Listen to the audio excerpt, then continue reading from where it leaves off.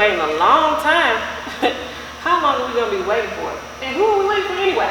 Well, it hasn't been that long. Maybe they had an accident or something. I just hope whoever it is, they would just hurry up and come on. Hey, how about you stop complaining? We all signed up to be there, so we all have to wait. Look, I told you, someone's driving up now. Yeah, it's a woman. Oh, woman? What happened to... Be quiet, here she comes. That's all we need. Another woman in here.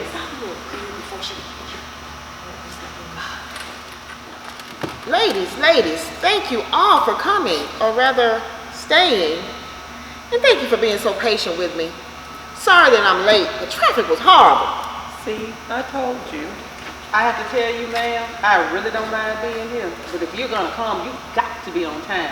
Some of us have other things to do. Just let's get this going on, okay? I told the other preacher that I would participate.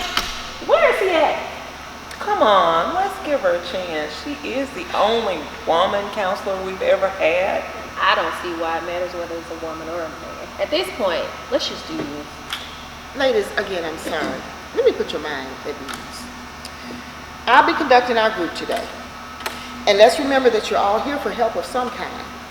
And the preacher that you mentioned, that a woman might be better able to help you assess your situations and come to some conclusions. So, let's cover our boundaries if you don't mind, okay? First, number one, no real names, please. That helps to keep gossip down. Number two, state why you're here. That'll help us better assess your situation. And number three, and this is the most important thing, let's remember, we're all Christian women. Oh yeah, we are all Christians. But are you saying that you can't help us if one of us wasn't? No, I'm not saying that at all. What I'm saying is the session that you're in is strictly for the Christian woman. You know, her unique needs and her unique issues that she may deal with. You know what I'm saying? So let me reassure you too before we go on that I too am a Christian woman. But again, remember, no real names, please. Are you saying you want us to give you an alias instead? No, what I'm saying is we will listen to your situation and we'll give you a name from the Bible depending on what we determine is best for you or that fits you, okay? Okay. We didn't do all this last time when we were together. We just told him what we thought. And oh yeah, we called him preacher. So what do we call you? How about just counselor for now? So, can we start now? Sure, of course. Let's start by discussing that song that preacher taught you all. You know, the one about love. Oh yes, was it agape? Yeah, that's it. Girl, you know we something good with that, but we could have gone to Hollywood. Yes, that's my jam. I think preacher wanted us to start a group. Well, it sounds like you all enjoyed it. So I'm going to take a seat and we can begin our session, okay? Well, the main thing is you made agape an acronym, which means Almighty God always provides every day. Yeah, that's what I got too. Well, you know what? That sounds all good, but let's face it, how many of us really believe that? I mean, I know exactly what you mean. When you're constantly facing problems, tests, and trials, how do you stay biblically focused? I mean, the reality of the situation is that it's still there once that song is over. Then what? Yeah, well, it's hard. No one is out in that, but you gotta have faith and you gotta stick with it. And you know what? That's right. Faith comes when you know the Lord. And you know what else, ladies? Faith comes when you know He's here. And when you realize He's already given unto you, faith comes when you know the answer.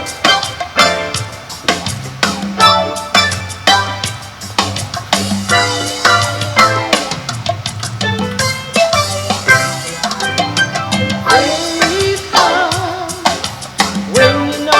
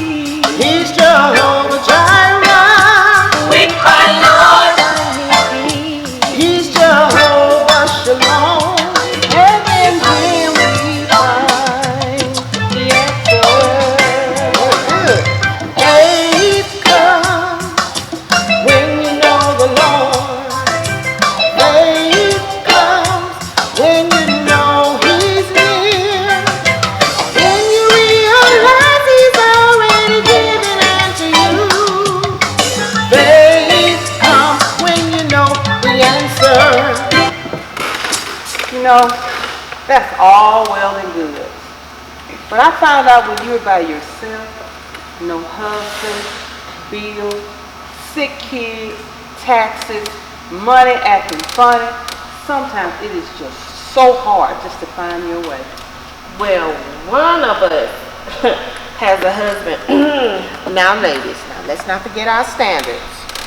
No one has to reveal this unless she wants to, okay? Does everyone agree? Okay, now, would anyone like to go ahead and discuss their situation at this time? When you're ready, you can stand and tell us about yourself. Who's going to go? I want to go first. I'm a widow with a couple of kids. My husband died a few years back and left us with a bunch of bills. You know, he was the type of man that would take care of all the finances of the family. I was a stay-at-home mom, teaching voice lessons part-time, and he handled everything that had to do with our finances. And before he died, he didn't prepare us for anything. I guess he thought he'd live to be 100. So, what happened? Well, he went to a church-sponsored fishing trip, got bitten by something, and a few hours later, he was gone. Now, me and my kids are here to fend for ourselves. Praise God. Oh my. Well, would anyone else like to go? I'm divorced. My husband, best friend, confidant, lover, was an attorney. You know the kind. High-paid corporate type. Low down and on the down low. What?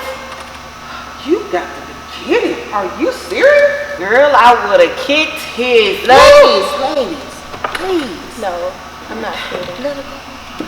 One day I was planning to have a romantic evening with him. So I left home early to do a little shopping. This was something that he knew was an all-day thing for me. I really love that man. With all my heart, you know. Have you ever really looked at a man? I mean, looked at him? What do you mean, look? I mean, catch him when he doesn't notice that you're looking at him. Watch him come out of the shower, get dressed for work, adjust his tie after buttoning his shirt. I mean, really look at him. What are you talking about? Who has time to be buttoning anybody's shirt? I have kids to feed and tend to. Nobody has that kind of time. Yeah, I know what you mean. All I need to know is how to pick them up out of lineup if I need to. Girl, what? Okay, hold on. Let's try to control ourselves. Please continue. Let me explain. My husband was fine, and not just your average run-of-the-mill fine. He could walk in front of a group of ladies and they would stop talking just to stare at him fine. I mean, Dwayne "The Rock" Johnson, handsome. And to top it all off, he was extremely charming, good with his mouth. I mean, his words. Where you go, girl? That man could charm the hair off a hairless cat's back. He was fortunate enough that he never even lost a case, ever. Wait a minute. Never? How did he do that? His expertise was business law. His cases never went to trial because they were always settled quickly. He worked with multinational conglomerates, bringing in millions for the firm. He even made junior partner his first year. How did he do that? That charm and charisma. And I was foolishly happy because he was all mine. He was home every night on time. We stayed in constant communication, even those rare times that he went out of town. He would call me and we would stay on the phone until 4 in the morning. We never even had a fight. Hold on. Just wait 1 minute. You mean to tell me that you two never fought? That's not normal. Me and my husband fought every 3 to 4 days. But I must admit, that making up was something else. Y'all know what I mean. Well, no, really I don't. I used to pinch myself because, you know, we didn't have those problems. Yeah, like we would see some couples on the TV and they would fight and he would say that they were acting silly or the guy really knew how to love on his woman. They wouldn't have those problems and I foolishly went along with them. Well, you all sounded so perfect. So, exactly what happened? Well, we had these vacation homes all over North America, so we made managing them, like my part-time stay-at-home business. It was going so well that we were getting ready to expand to other countries. Eventually, he started to work from home a couple of days a week. At first, I thought it would be awkward that we'd get in each other's way, but it was awesome, and I was over the moon. Ooh, that sounds good to me. Not so good that he couldn't get caught with a man on his butt. What? Yeah. that no good so-and-so had me loving him and trusting him, giving him my body, a daughter, and was lying to me all the while, telling me how much he loved me, buying me expensive gifts and jewelry. He even had me name my daughter Amethyst because it was his favorite song. And get this, he gave me whatever else I asked for, so I thought we were happy. He was constantly gifting me with trips around the world. Now wait, how did he do that? Because I know good and well Delta ain't giving away no free trips on no MasterCard. So what else happened? I came home that day and caught him having sex with the neighbor's mother. You what? What did you do?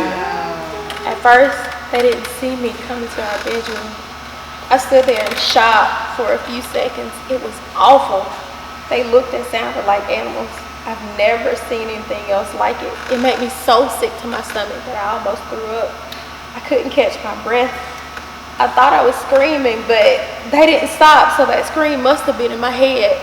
And the neighbor's brother, he looked over his shoulder and had the nerve to smile at me. So what did you do then?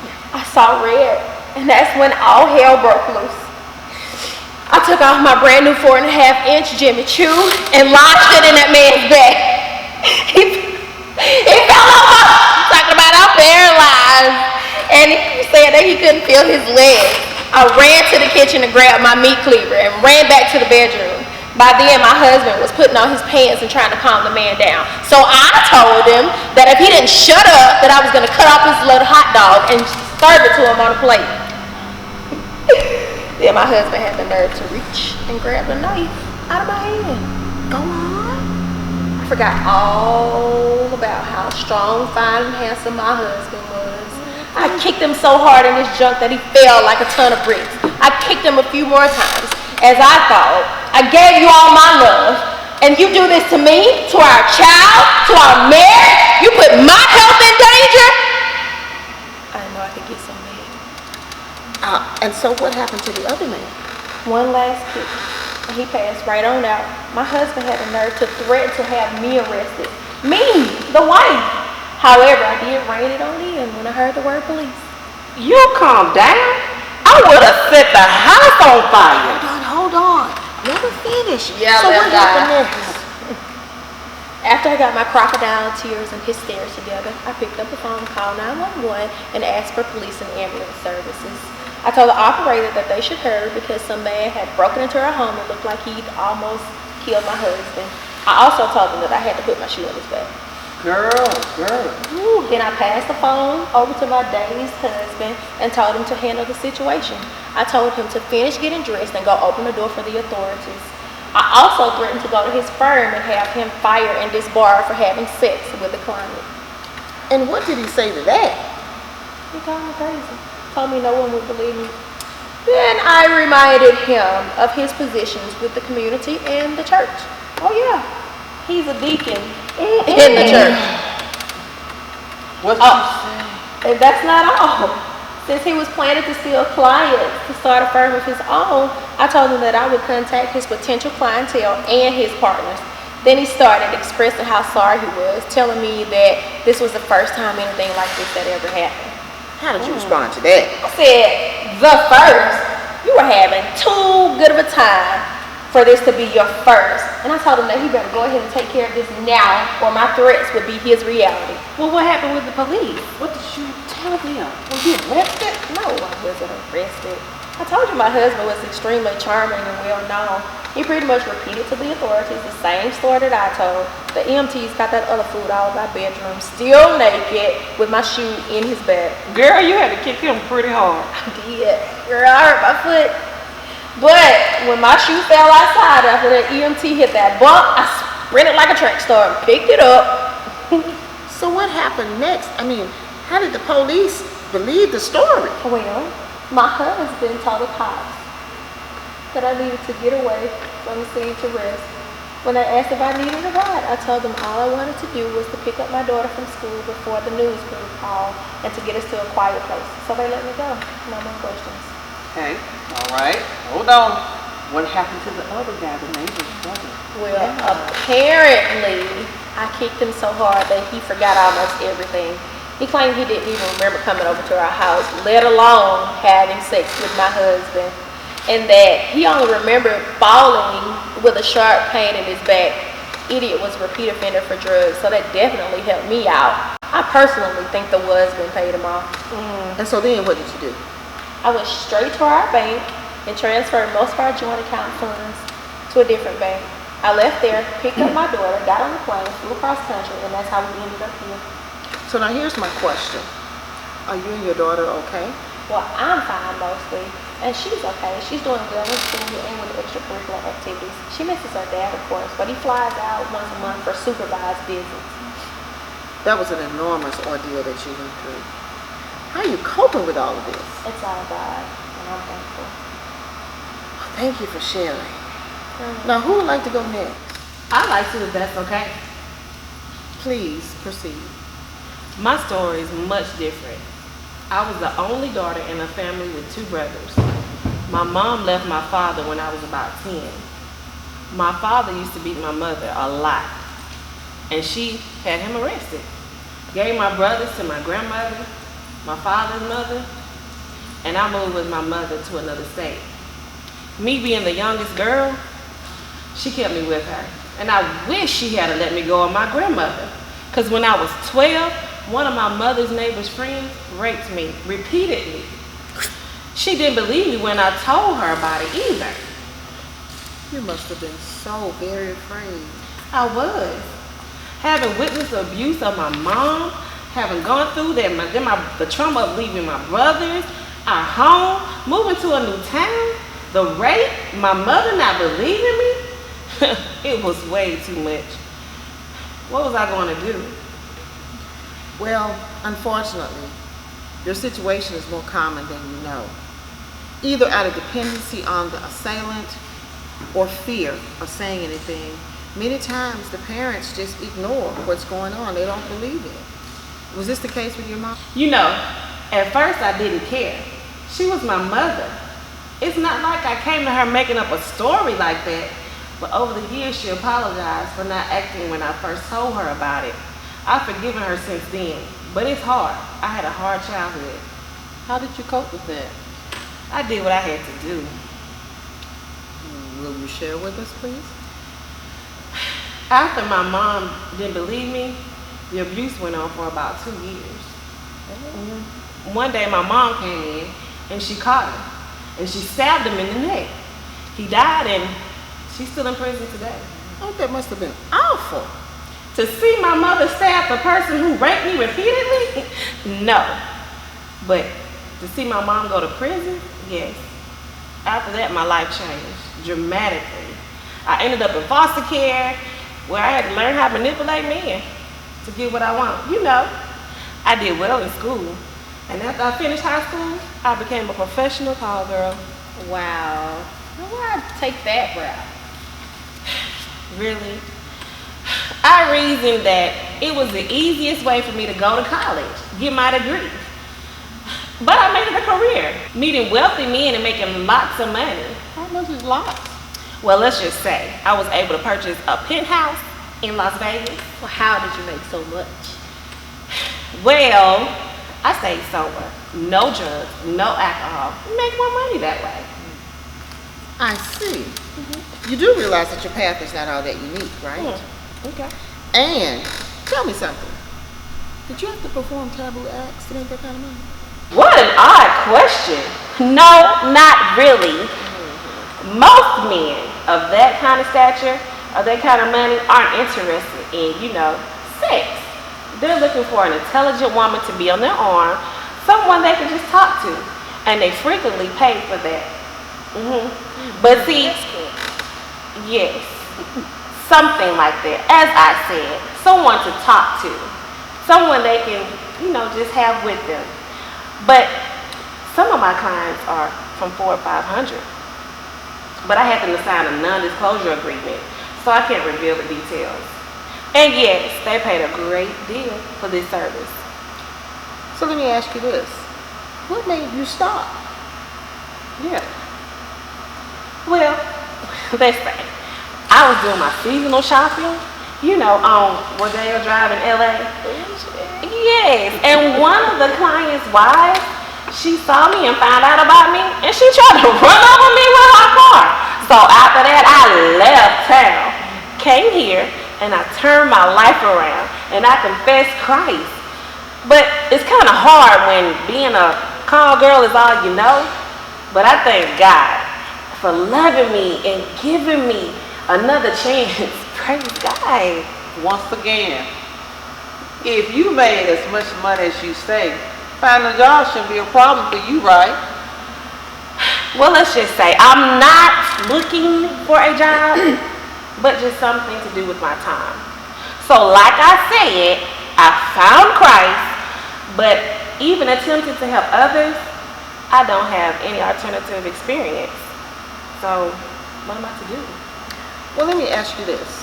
When you settled into your community that you're in now, how did the church people receive you? Picture this. You see me driving in my Beamer convertible and think I'm still in sin. I don't know why, but my concerns are their perceptions. And yes, I've turned my life around, but I'm not stupid. I am living off the money, of course. But even the people where I worship treat me as if I'm the plague or something. But as I said, God is good, and He will present a solution. I'm sure of that. Well, each of you has very different experiences, but there's still one person that we haven't heard from yet. Do you mind sharing with the group? Well, my life is comparison. It's much different from all of yours. I graduated top of my class in high school. I went on to get my MBA. All I wanted to do then was work in the music industry. I married my college boyfriend. Had to, you know. I didn't get pregnant or anything like that, but my mom caught us having sex. You can imagine what went down. We were extremely happy. All was well until my husband and I were involved in a car accident with a drunk driver. Our car rolled down a steep hill into a river or something, and we both survived, but as a result, I was stabbed in the abdominal area. And what happened after that? Well, as a result, I was left unable. As a result of the surgery to save my life, I was left unable to have children. Oh my, I'm so sorry for what you've had to endure. But I have a question. How has that affected your family? Well, my faith is all I have. Yes, my husband provides. After the accident, I fell into a deep depression.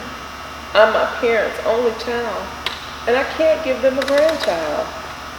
But I remember reading in the book of Isaiah, chapter 55 and verse 9, and it says, "For as the heavens are higher than the earth, so are my ways higher than your ways, and my thoughts are higher than your thoughts." So I ask God daily in prayer to restore my body so that I will one day be able to have my children. Girl, if there's nothing there, then there's just nothing there. You need to come to reality. I understand, but I believe that God will restore my reproductive organs and that I'll one day be able to have my children. Look, I sympathize with you, but let's face the fact. What is there really to hope for? I said it before, and I say it again. It's gone, baby, it's gone. Hold on, ladies. Hold on now. Let's not be so hard on. Let's call you Hannah. Is that okay? Hannah, you mean like the woman in the Bible who wanted to give her husband a child? That's right. And after much prayer, and God decided to grant her a son, and then more children after that. Hey, wasn't he the prophet Samuel? Yes. Okay. She did have Samuel. And when she had Samuel, she gave him back to the Lord. It's okay. You may call me Hannah. She prayed for a son, and so do I. Like the widow woman said. Oh, is it okay if I call you? Go ahead, that's what I am. Okay, thanks. Like the widow woman said, if it's not there, it's not there. But adopt. Well, Hannah, have you two considered that? He doesn't even touch me. Really? Ever since the accident, he's patient, he's kind, a gentleman. Whatever I ask for or want, he does. But he doesn't want to be with me that way. And I don't want to adopt. I want to have my own child. Well, honey, you need to come to reality. If your husband won't get it with you and the doctors can't help you to reproduce, how do you think this college degree you're gonna have a baby? Now, ladies, come on. Let's not team up on Hannah, okay? Just like Hannah in the Bible, she just has much faith. I will never stop believing. Never. But how can you imagine that can happen? Well, as I said earlier, the Lord's ways are higher than our ways. They surely are, but how? You tell me how high will your thoughts go to get you a baby?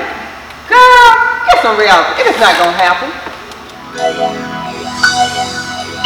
Beyond my limited imagination,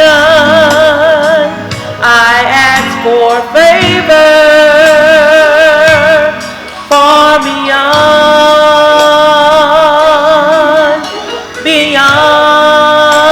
my limited imagination, I ask for favor. Far beyond your thoughts, they are higher, Lord.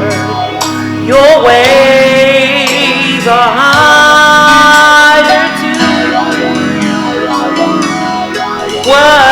Whatever we may ask or think, nothing is too great for you.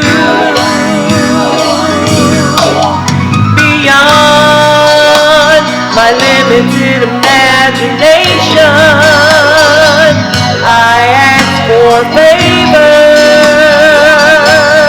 Far beyond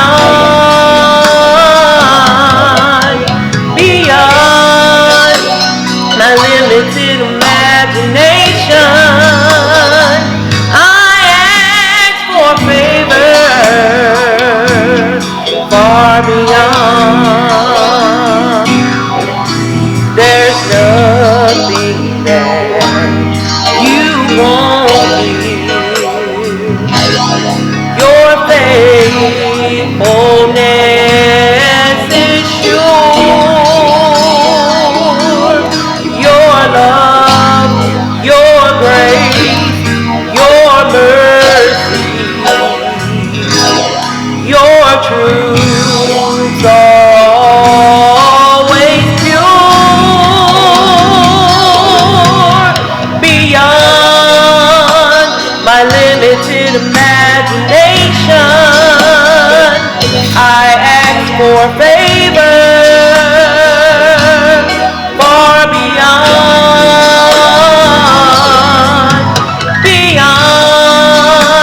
my limited imagination, I ask for favor.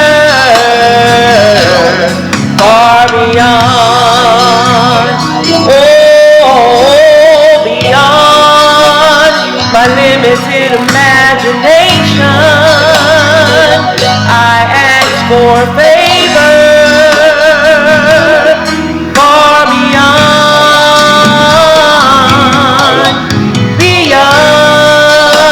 my limited imagination, I ask for favor. Far beyond, I ask for the things that I desire. You place these desires within me. I know, Lord, what you have for me. This battle I will win. You are my strong tower, my buckler and my shield. Whatever is wrong with me, God, you have all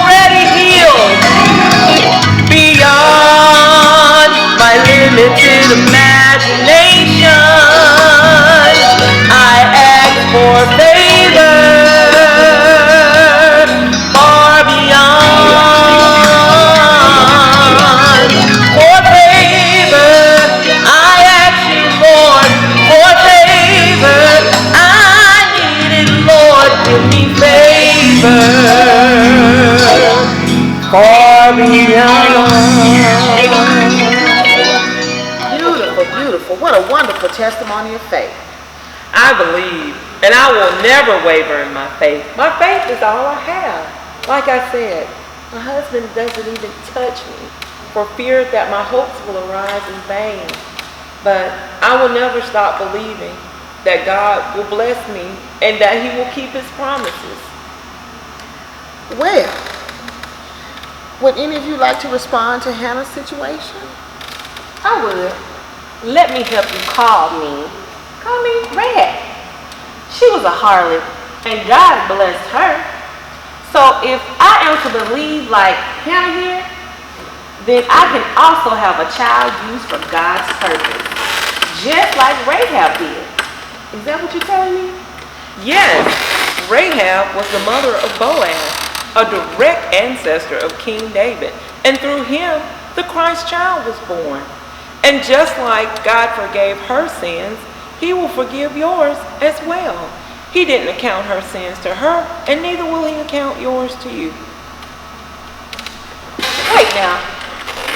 So her being a harlot was overlooked.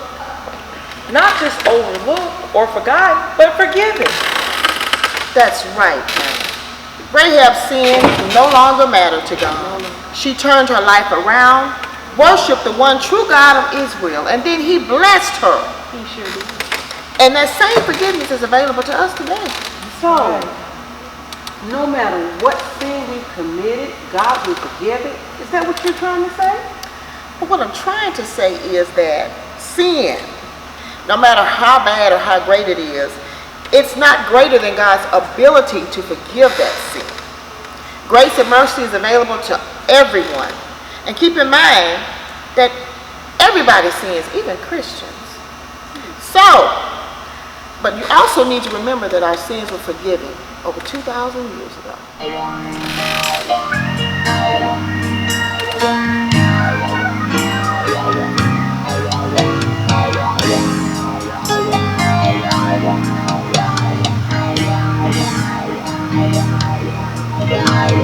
Sin is not an issue that will keep you out of heaven. Sin is just a condition that you can be free of. Sin is not an issue that will keep you out of heaven, but rejecting Jesus Christ will. You can be free from your sin if you will only trust in Him. Jesus has already paid the price for you. Believe, just believe. Sin is not an issue that will keep you out of heaven. Sin is just a condition that you can be free of. Sin is not an issue that will keep you out of heaven, but rejecting Jesus Christ will. Jesus has set the captives free. He did it for them, for you and me. Surrender your life to Christ and say, I'm free. Yes, I'm free.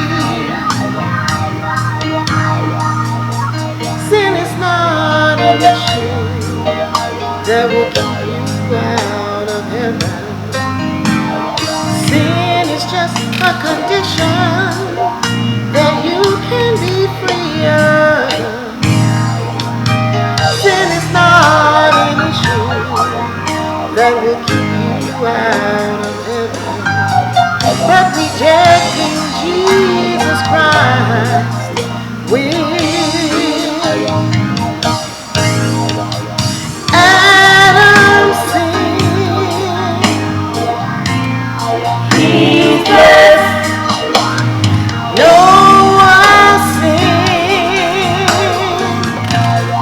He's blessed. Abraham sinned, Now he's blessed. and Jacob sinned. He's blessed. Rahab, she sinned, Now she's blessed. and David sinned. He's blessed. Peter sinned, Now he's blessed. and Paul, he sinned. He's blessed. Sin is not an issue that will keep you out of heaven. Sin is just a condition that you can be free of. Sin is not an issue that will keep you out of heaven. But rejecting Jesus Christ will. You know, she is telling the truth. Oh, thank you, Jesus. I remember, just like Hannah, being caught having sex with my first child's father. Whoa there, Missy. What do you mean your first child? Like I said, my first child. What? You got a problem with that? You haven't heard that before? Well, she didn't make us get married. You know, he was very abusive. I mean, he was really mean to me. Well, you know, except during those times, you know what, what I mean.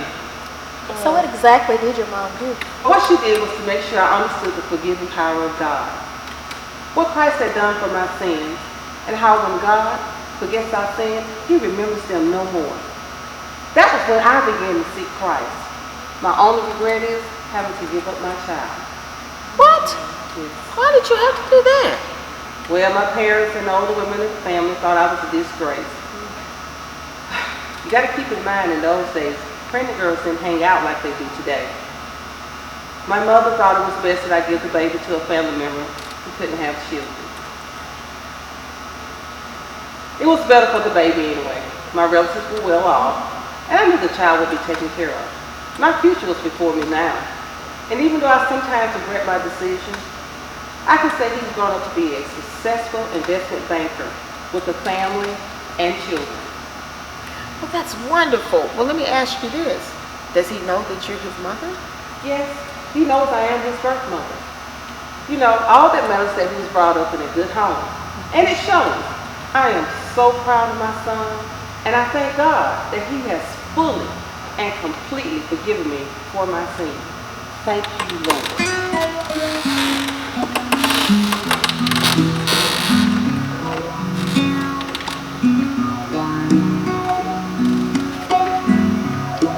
I am forgiven. Jesus has taken my sin away. I am forgiven. My steps are ordered along life's way. I am forgiven, and I thank God I can say I'm forgiven.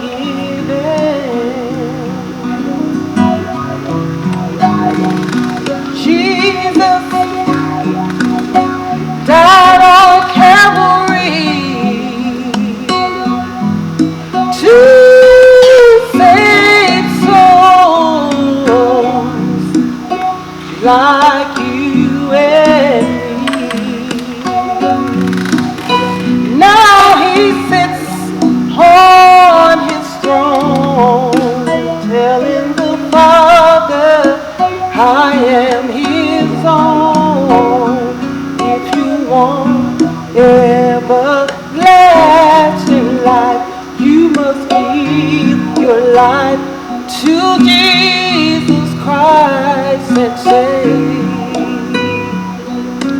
I am forgiven. I am forgiven.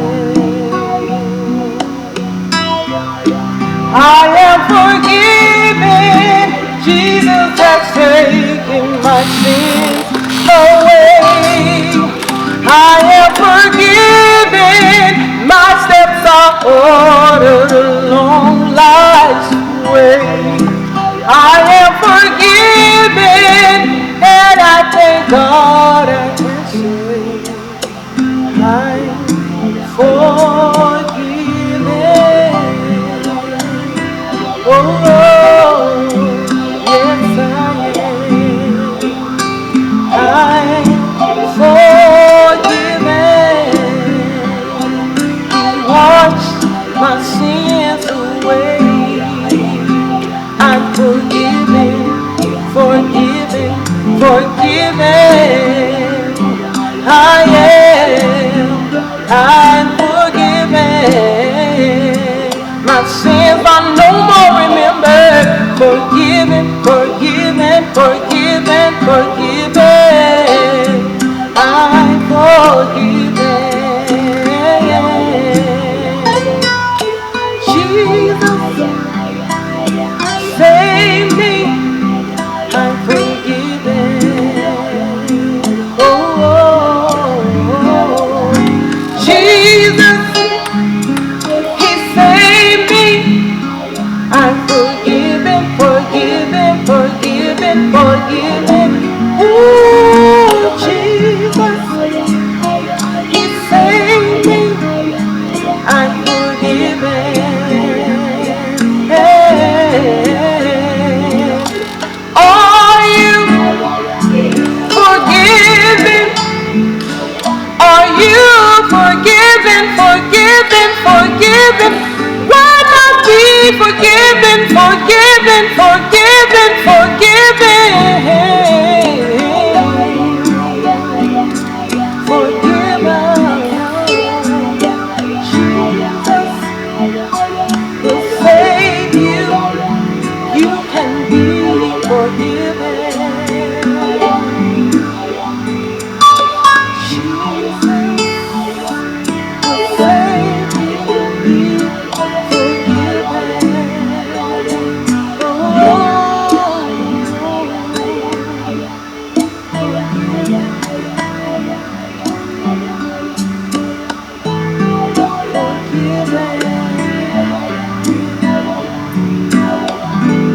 I thank God for giving.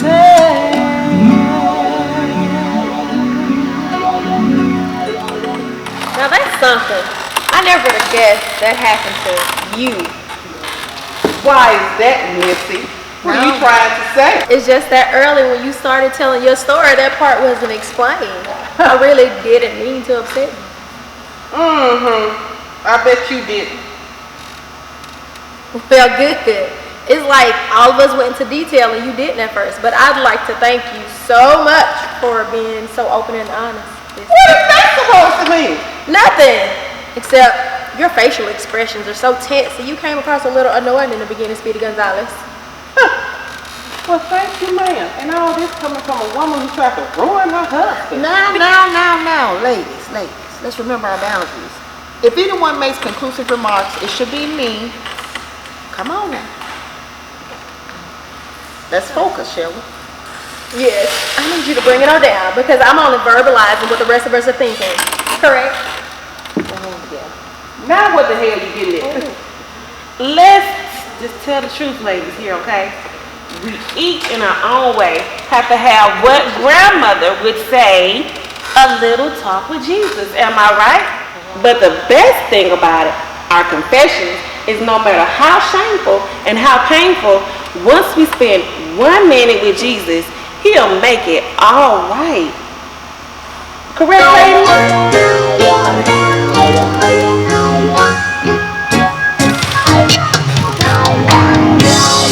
Minute with Jesus is better than your life without Him. 1 minute with Jesus will make you whole. 1 minute with Jesus is better than your life without Him. Just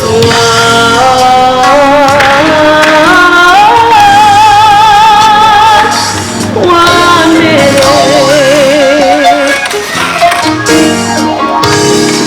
A woman with an issue of blood came to Jesus,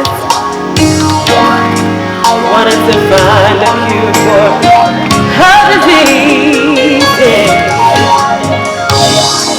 Then she touched the hem of His garment happened in just one minute. 1 minute with Jesus is better than your life without Him. 1 minute with Jesus will set you free. 1 minute with Jesus is better than your life without Him. Just one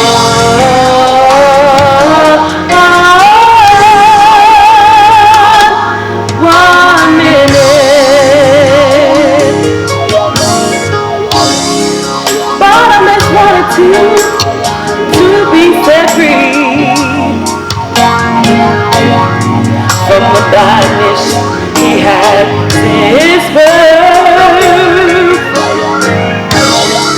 Jesus came, said a word, and when he heard, it set him free in just 1 minute. 1 minute with Jesus is better than your life without Him. 1 minute with Jesus will save your soul. 1 minute with Jesus is better than your life without Him. Just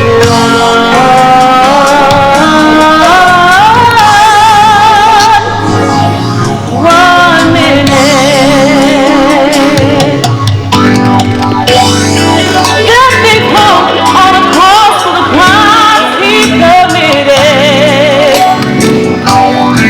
and He knew He deserved to be right there.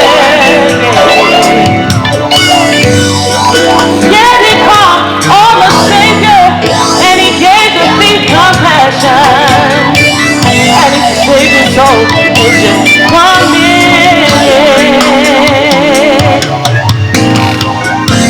1 minute with Jesus is better than your life without Him.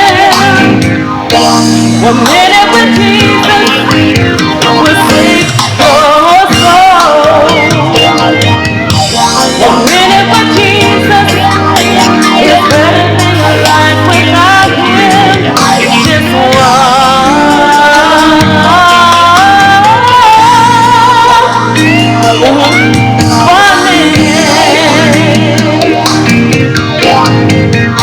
minute.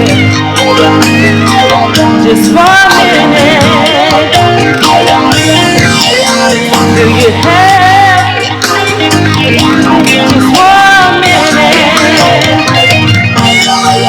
Just give Him your life. Just give Him your life, yeah. All you need is just 1 minute. 1 minute with Jesus is better than life without Him, girl. 1 minute with Jesus will make you whole.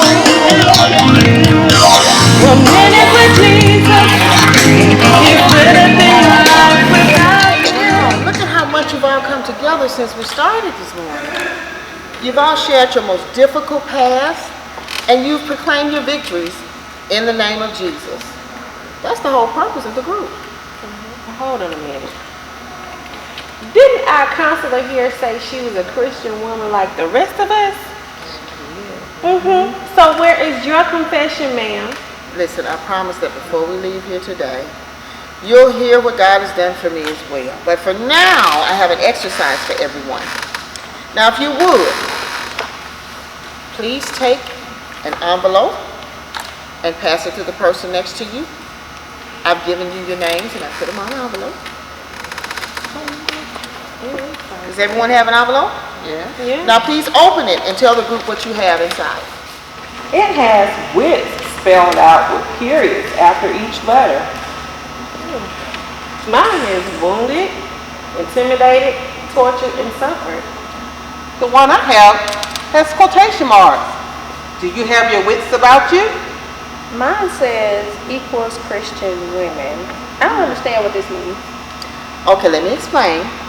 Today's session answers the things on each piece of paper. I've taken notes, and I've assigned these names to you according to our rules at the beginning.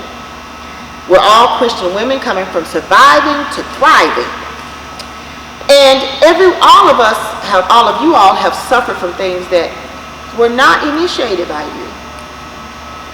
And even though each of your stories involve sin and shame, you're all saved by Jesus Christ. So now you can realize that he has a better future plan for you. Because you've all run to the safety of his arms, he's fulfilled the promises given in John 3:16. And you all and all of us can rest assured that we'll have life everlasting. Okay. But we're still waiting on you to tell us about your past and how God turned your life around. Okay. Where do I begin? At the beginning. Okay, here goes. I was brought up in the church. All I knew was the church growing up. All my activities, except for school, of course, revolved around the church. And yes, I went to college, and then my finances took a turn for the worst. You know what happened? Well, my father got sick. He was diagnosed with MS, and he was paying for my schooling. So he couldn't work. And then the insurance wouldn't even cover him anymore. And then my mom, she had to stop and take care of my dad. And the bills just started piling up. So I was left to either quit school or find a job. So my mom wouldn't let me quit school. My father's dream was for me to finish school. So she told me to do what I had to do and not worry about the family, that she would keep things afloat. So what did you do? Well, I'm not proud of it, but it paid the bills. What? Well, I went on a job interview for what I thought was a dating chat line, but it ended up being porn. I knew it. She is luscious chocolate. Girl, you gotta be kidding me. Do you remember the names? I don't even know what that name is. We said no names at the beginning, remember? Anyway, I'm not. I was told I had a soothing voice, and I could make a lot of money, so I just took the job and I paid for my education. What else was I supposed to do? Seriously? Look, I had to do what I had to do. I was an operator on a 900 sex line.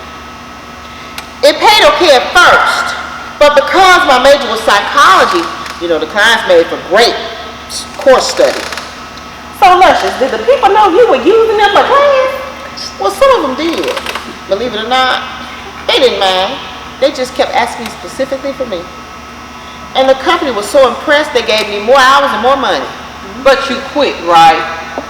Well, not exactly. When I made so much money, I decided to go ahead and go for my master's, child, since I was already in school and making the money. And then the company changed my calls to national and international clients. You speak other languages? Yes, 7 to be exact. And I dabble in a couple of more. And after getting that degree, the company changed my clients to only international calls. I listen to men with different tastes and desires, if you know what I mean. I have no earthly idea what you mean. Tastes like what? Let's just say it's not appropriate for this setting, please. But I tell you this, I made more money than I ever could have imagined. $5,000 a call. That's a lot of money. I made so much money I only had to work 20 hours a week. I was able to cut my hours down. And I only had to take a couple of calls a day. When I made enough for that week, I'd stop working and wouldn't have to work until the next week. Let's just say it was extremely profitable. So luscious, you mean to tell me you made 100 G's a week? Yep. That was before taxes. And my clients didn't want anybody but me. Now, if I was off, I did a good job. They would wait until I came back to work before they talk to anyone else. Then what? Well, then Jesus called. On the right line. Jesus Christ. You heard me right. Jesus called me. Well, I'm serious. One evening I was waiting for this client to call from Dubai, and I asked him what his language was and how he got my number. And then the strange caller told me that the Lord loved me and that he was wanting me to just stop doing the things that I was doing. And then he told me my family's problems, and I don't know how he knew that because nobody knew my personal information. Anyway, he said what I was doing was wrong and unpleasing to God. And I told him, look, I'm just telling them what they want to hear. I'm not doing anything really.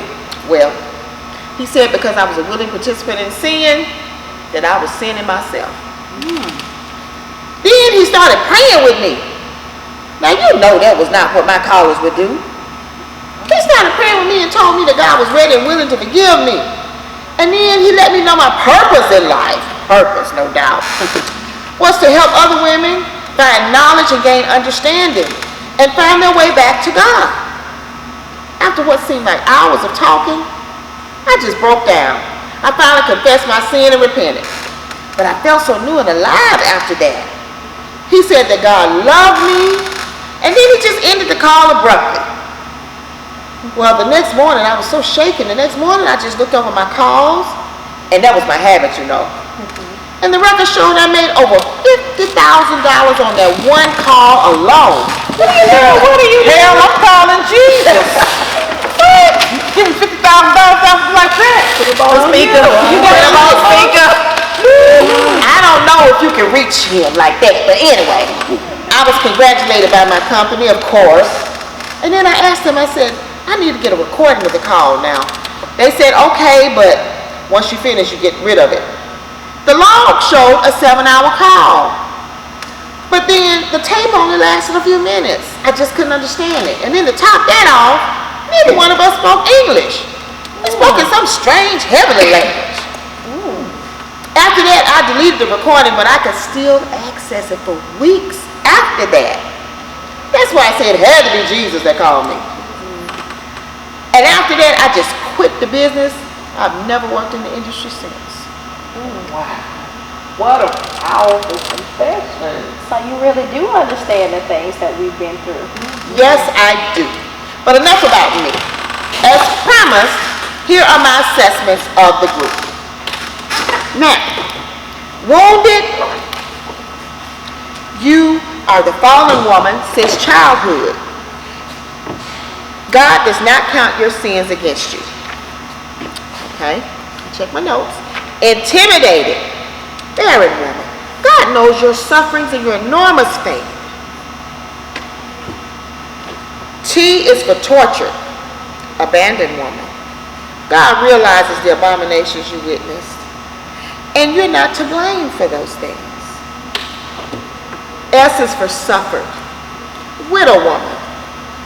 God acknowledges all of your sufferings, both as a wife and a mother. Now, we've all been taught to keep our wits about us as children, right? Right. This was to help you know not to be misled by others in life. So, now that we're women of God, our wits are the 4 things that we just discussed. God desires for each one of us to know that we can cast our cares upon him because he cares for us. You are right, sister.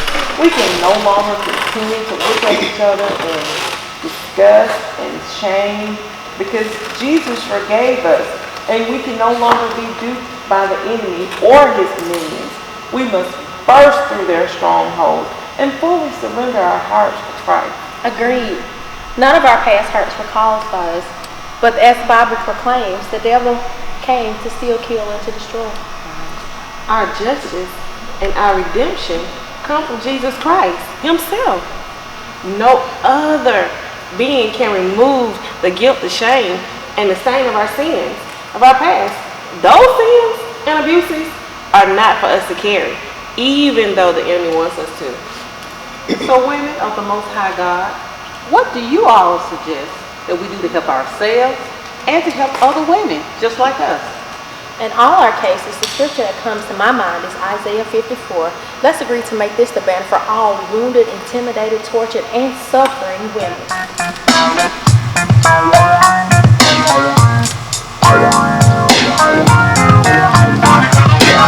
Isaiah 54 says, the Lord God is my husband. He will provide for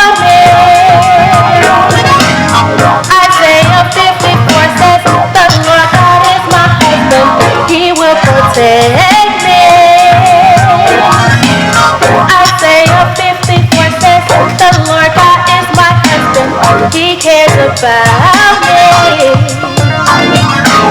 Isaiah 54 says, the Lord God is my husband, He will provide for me. Isaiah 54 says, the Lord God is my husband, He will protect me. Isaiah 54 says, the Lord God is my husband, He cares about me. Isaiah 54 says, the Lord God is my husband, He will provide for me. No weapon formed against me shall prosper. No weapon formed against me shall prosper. No weapon formed against me shall prosper. No weapon formed against me shall prosper. Isaiah 54 says, the Lord God is my husband, He cares about me. Isaiah 54 says, the Lord God is my husband, He will provide for me. No weapon formed against me shall prosper. No weapon formed against me shall prosper. No weapon formed against me shall prosper. No weapon formed against me shall prosper.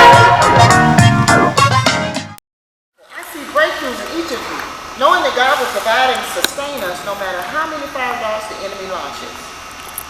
And if we call on the name of Jesus, He'll be our protection, provider, strong tower, everything we need. So are we in agreement that no matter what happens in life, we'll call on the name of Jesus? Yes. Well, I can think of no better time than to call Him than right now. Can you? He is our present help in the time of trouble. The Bible says, Jesus is our refuge and our strong tower in the time of need. I know I feel better at the mere mention of His name, so I choose to call Him right now.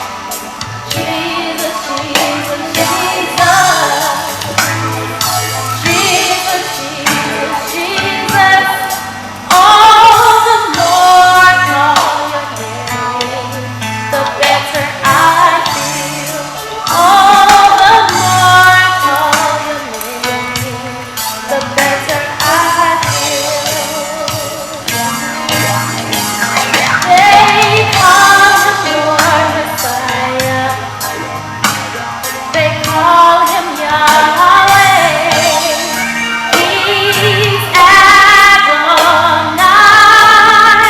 Oh, the more I call your name, the better I feel. Oh, the more I call your name, the better I feel. He is the Lord my shepherd, my Lord and my Savior. Oh, the more I call your name, the more I call your name, the more I call your name, the more I call your name, the more I call your name, the more I call your name, the better I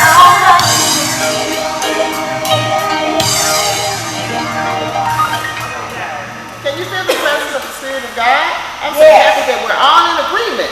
But before we dismiss, let me remind you of how much He loves you. God's love is specific to your situation and needs. Now, would any of us care to witness about the love of God? I think we all can do that. Love me, Lord, you love me.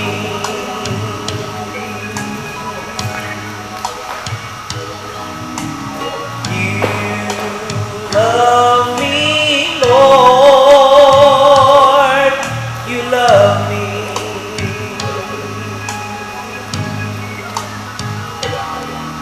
Because you gave your life for me, you love me.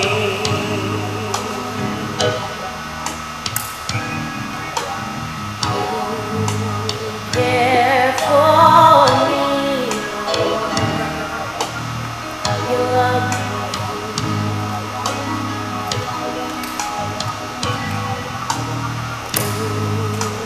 Care for me.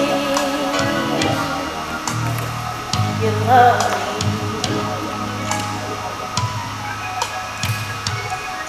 You give me blessings every day.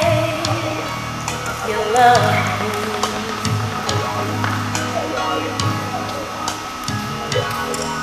That's why I give you glory. That's why I give you praise.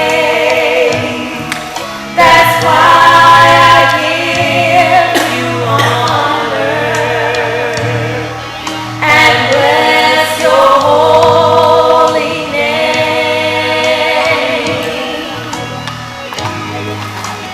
God for me,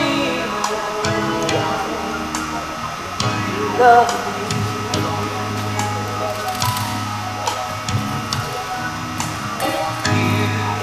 Provide for me, Lord. You love me.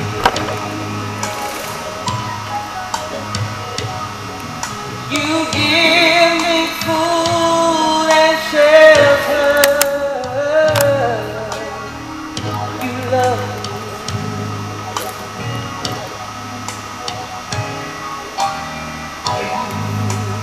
Give me grace, Lord. You love me.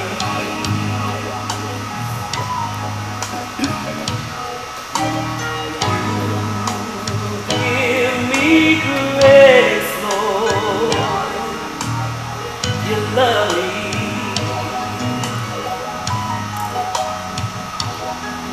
You grant me favor along the way. You love me.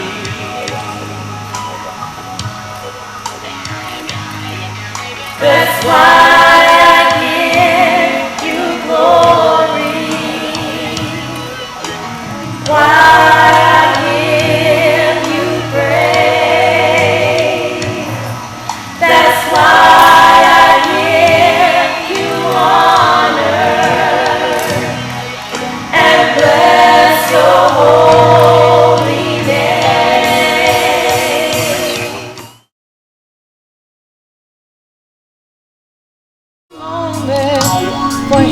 to make it right. It only takes one moment of mercy and favor. It only takes one moment for him to save your life. It only takes one moment for the Lord to bless you. It only takes one moment for him to make it right. It only takes one moment of mercy and favor. It only takes one moment for him to save your life. It only takes one moment of mercy and favor. It only takes one moment for him to save your life. It only takes one moment for the Lord to bless you. It only takes one moment for him to make it right. It only takes one moment of mercy and favor. It only takes one moment for him to save your life. It takes one moment for the Lord to bless you. It only takes one moment for him to make it right. It only takes one moment of mercy and favor. It only takes one moment for him to save your life.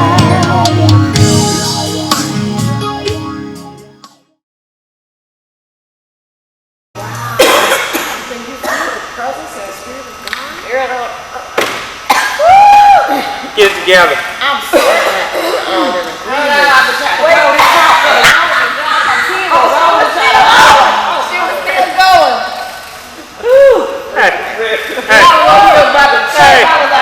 Hey, get it together. I was coughing. I couldn't hold it. Okay, I'm sorry, I messed up. You have to do it again. how you gonna do me like that? I'm sorry. like this. I wasn't ready for that.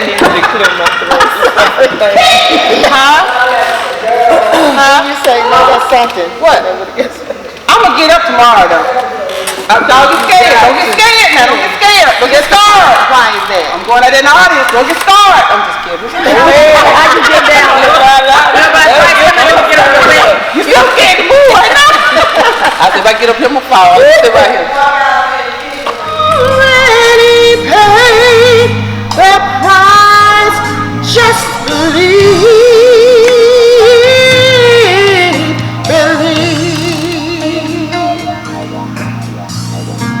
Sin is not an issue.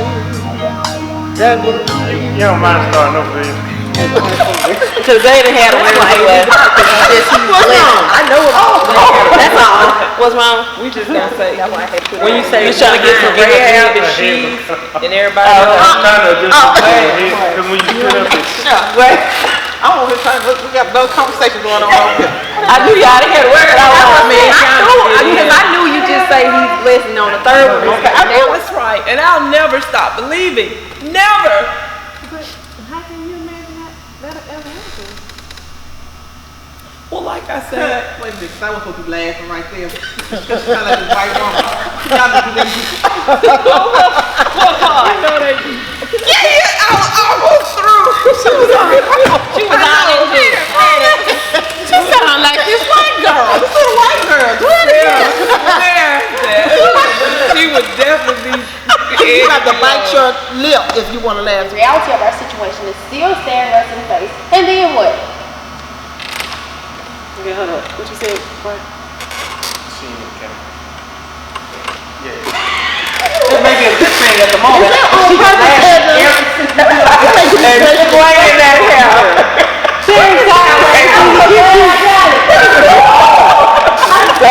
Are you high? Yeah. Belinda, you so hot.